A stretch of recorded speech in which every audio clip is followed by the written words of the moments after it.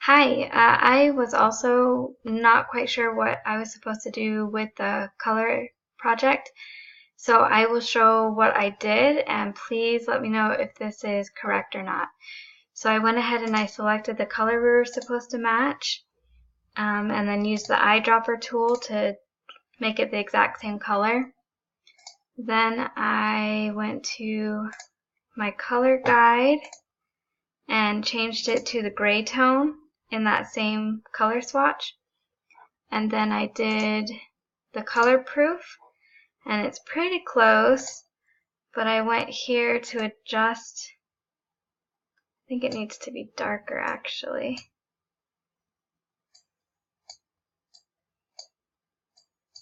Oh, yeah, it's too dark.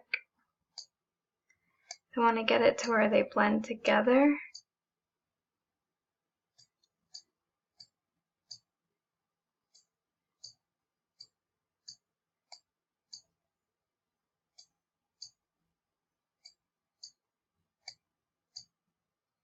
That's pretty close.